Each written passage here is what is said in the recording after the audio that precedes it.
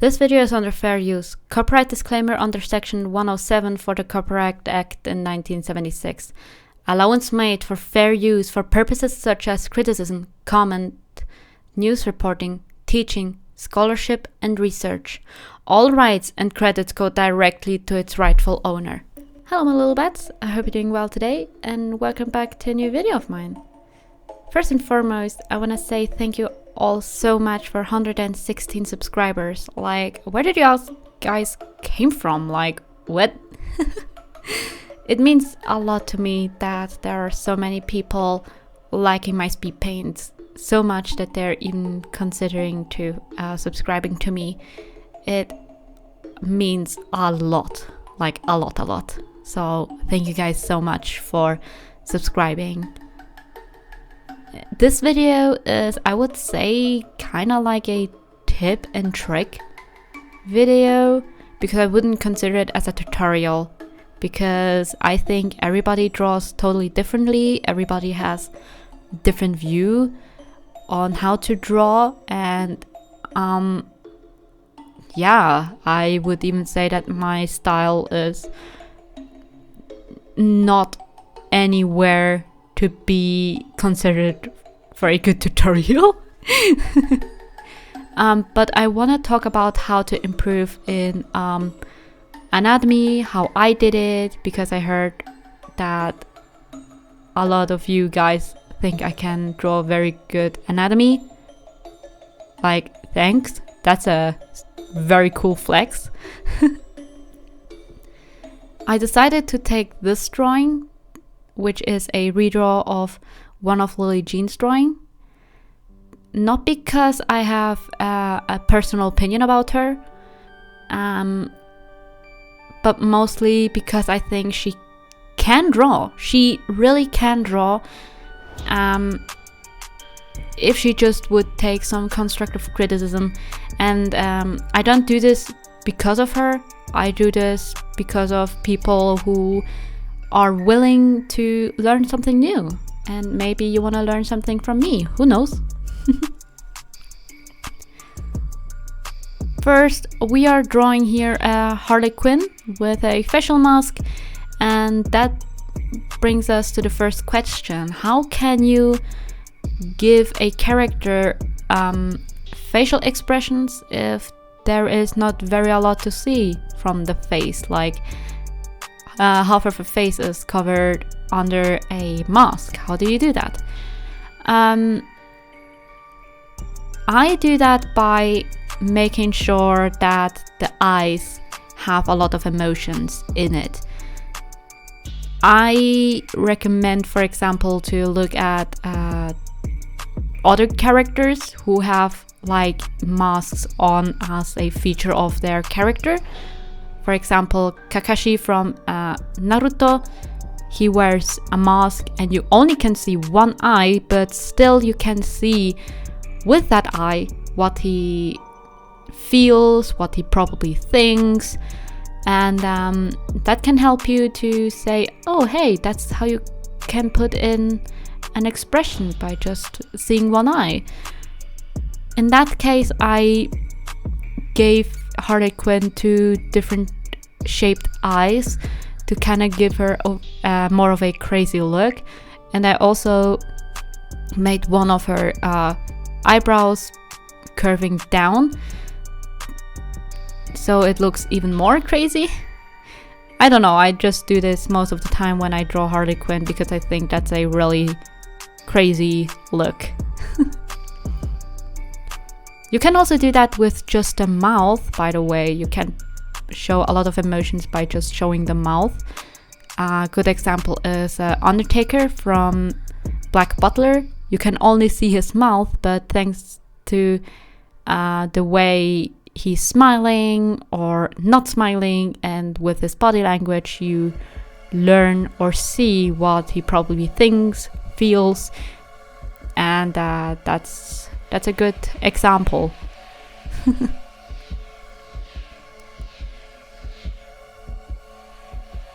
Another thing is anatomy.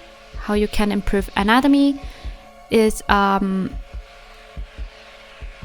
take in a reference. Maybe if you have someone who wants to be a model for you for a reference photo, do that. Or if you are someone like me who loves to go to the gym, I even recommend to go to the gym and paying attention on how the muscles react when you're flexing them with in that specific exercise that you're doing. That's how I learned, for example, how muscles are curving when they're flexing. I still use like reference when I draw muscles, but it is for me way much easier to understand muscles when I go to the gym, and that's a very, very good tip. Not only with anatomy, but in general with art. Having your own experience with life can be very, very helpful by improving your art. Even going like to a place where you never went, like vacation, or even just go to the forest after like years, I don't know, can give you some inspiration. And if you take then photos from certain trees, you can then implement that in one of the drawings, and that is fantastic. So real life experience helps a lot. A lot.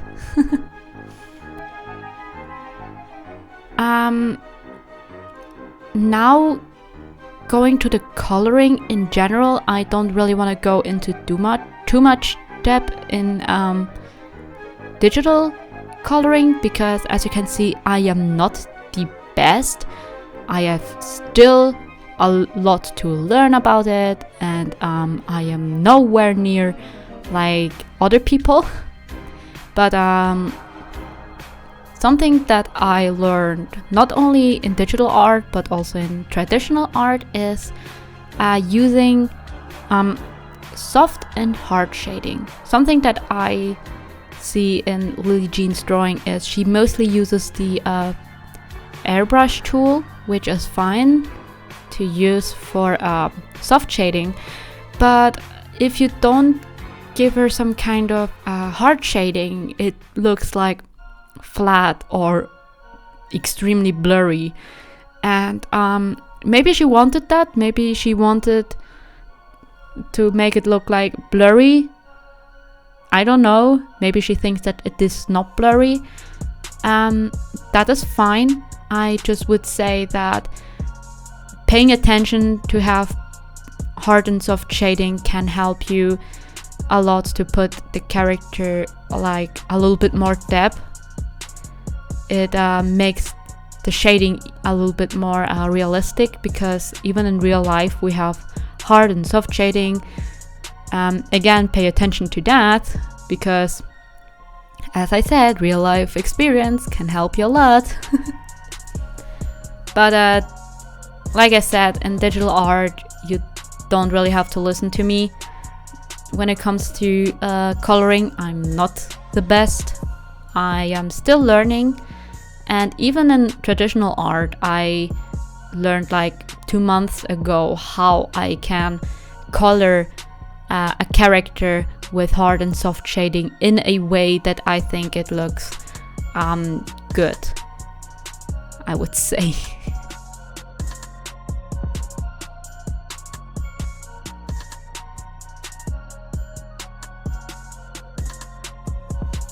Is the composition of the character.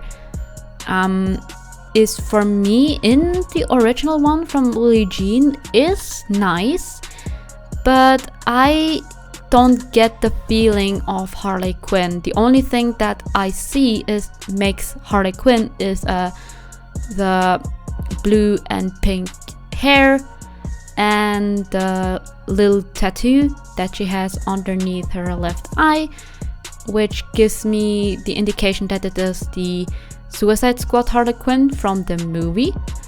And for someone who watched the movie, and likes the actress from Harley Quinn, but didn't really like the Harley Quinn in general from the movie, I changed up the colors. And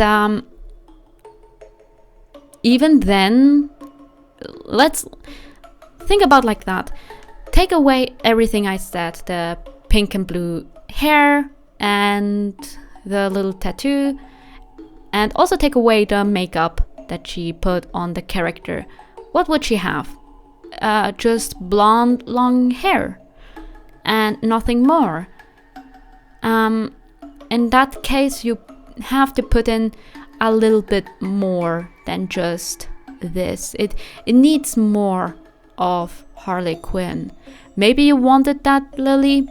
I don't know. You can tell me in the comments if I'm totally wrong. But it just doesn't express the Harley Quinn feeling that you probably wanted. In that case, it's important that you put in effort in, like I said, facial expressions, etc., etc., and maybe even put in things that are iconic, like really, really iconic. For example, the little gun that I put in, which is the first weapon that Harley Quinn ever had, and the black and red in the mask instead of just a white mask. And instead just mask up, maybe put in something that would be typical Harley, like a little slur word that like I did or like Natasha did. That could give more like, yep, that is Harley. That could be totally Harley. What you're going to see next is I'm gonna put in a white outline to break the character off from the background to make the character pop a little bit more. That is just an artistical decision that I make most of the times. Either it is white or a different color depending on what I decided to put in as a background, and it just sticks the character more out. I don't say that you have to do it, it is just a preference of mine, but this is just a little tip. Like, if you want that the viewer sees the character first, make the character pop, put in a little outline, and that's it. Boom, your character sticks out more. And oh yeah, here I'm going to put in a gradient in front and put the layer on multiply to give it more of a mood, to put Harley Quinn more into a certain mood. And like I said, here is the slur word I decided to put her on the mask. And so yeah, we are done. It was a lot of fun to draw this Harley Quinn drawing. I hope you like it. Thank you guys so much for watching this video, and yeah, I'm gonna see you guys in my next video. Wash your hands and stay safe. We are still living in a really strange place, so take care of yourself. Bye bye.